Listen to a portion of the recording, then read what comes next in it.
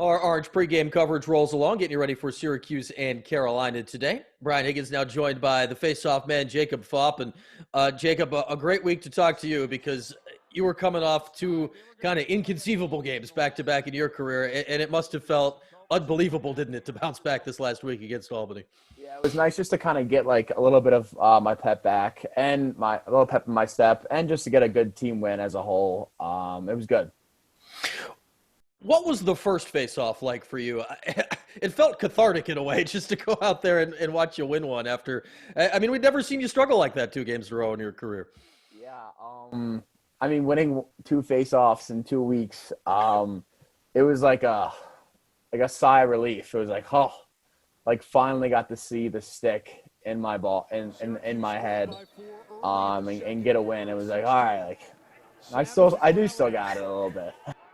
It had to be weird, right? Because, I mean, you had to know in the back of your mind that you didn't all of a sudden just stink at taking face-offs. I mean, you have been good for 2.5 years. It just doesn't vanish. But at the same time, you must start questioning yourself, don't you, after 2 weeks like that? Definitely in like a little mental slump. Like in the beginning of the year, like things were clicking, and face-offs are so mental. You can second guess something as small as like your right foot being too far, your right hand being this and that, and it kind of, there's so many thoughts that can go through your brain that just kind of put me in this like mental funk that I've never really been before. And I think it showed. I think myself and the coaches and teammates were just like, Phaup, like that just like you don't look yourself out there at all. And that was true. Well, and there's also with the new rules this year that we're still all getting used to, and hey, they don't affect me. They affect you a lot more than me watching. But the amount of things that have changed, and then you add in this last year where I imagine you couldn't have practiced it and worked it nearly as much as you would have liked. How did that all kind of go into getting ready for this season?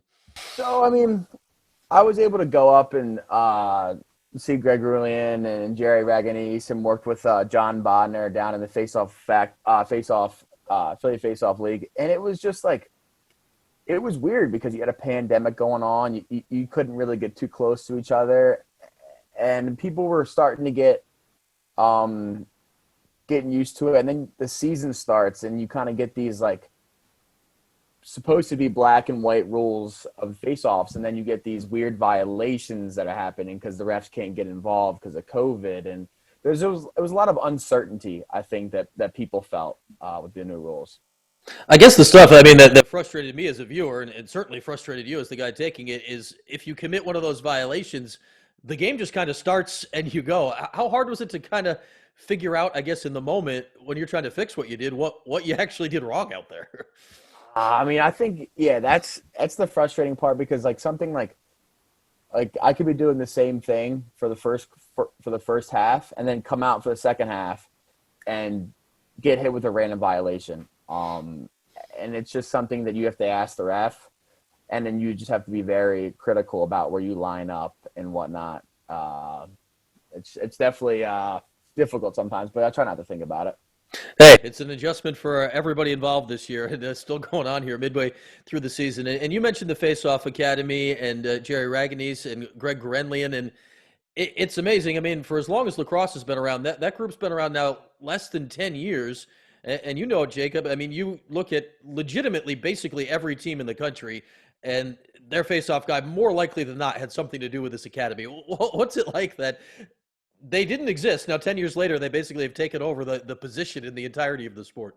I mean, when you talk about two guys that can really like have changed face-offs as a whole, like you don't say face-offs without saying Jerry Raganese and Greg Rulian. I mean, if it wasn't for them, who knows? They've made a community. Like every face-off guy knows each other, and like the amount of like they care so much about every guy they work with, and they're willing to work with everybody, and they're geniuses. And I don't know where face-offs would be if it wasn't for them. They do a great job.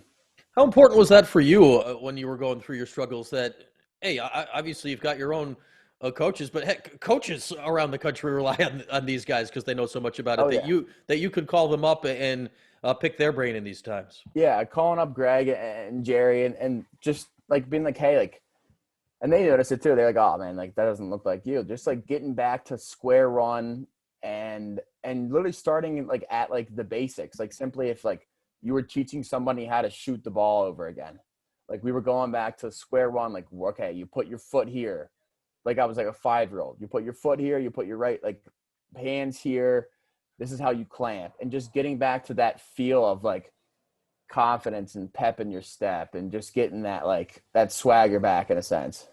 It's amazing how it all comes together. And then obviously you've got the group within your team, and you've been with Danny Varello now for Yep. years. How much do you guys really lean on each other throughout all this? Because, I mean, we saw it last year at times. Hey, there were games where you were hot or he was hot. And it's really a game by game, quarter by quarter thing with the face-off. Yeah, I mean, I lean on Danny a lot. Like I always say, like Danny's like a big brother I've never had. Like Danny is always known, like mentally, I've kind of sometimes been in some up and downs, even in practicing games, and he's always there, being like, hey, like relax, calm down, like let's come over to the side here and let's see what you're doing with your right hand, and vice versa. Like when we're having bad days or he's having a bad day, we're always there to like lean on each other, even as a group, just because we know like we care so much and we want to help each other either. Like if I'm not doing well, Danny's gonna go out and kick butt, vice versa, and all that.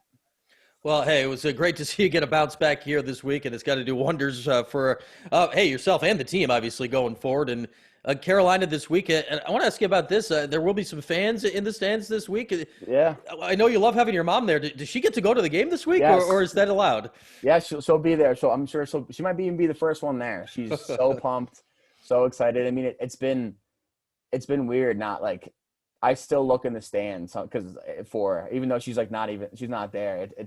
It's been weird having my mom come to every single sporting event in my whole entire life, and then just not like no one's in the stands. It's definitely weird. You've talked about that before. I mean, you'll look up at her before a face-off or after when you're coming off the field, and just talking about the idea of how mental this whole thing can be. I mean, that's got to help you out this week just in itself, right? Yeah, I mean, like simply is like I'll come off the field and say like I'll lose like 2 or 3 face-offs, and I'll look up at her, and she's like my little like sports psychologist in a sense. She's always like reminding me like, hey, like I know she goes like this, and I'm like, all right, yeah, breathe, we'll be okay. Or she's just like a thumbs up and a smile always makes me like happy. I'd say since the crowd will be still limited in some way, she could probably just yell out and you'll be able to hear her this week. Oh yeah, I'm sure. I know she'll be a nervous wreck. She doesn't say much, but maybe she cheers for all the other guys except for me though. That's funny. That's funny. Well, hey, great that she gets to come out, and I know I'm sure you're looking forward to not just her. It's got to be great. We've had some students right that you'll get a little more sense of the real thing here this week. Yeah, it'll be definitely a lot more exciting. All right, Jacob. Great to see that you bounced back last week. Keep it going this week, and good luck going forward.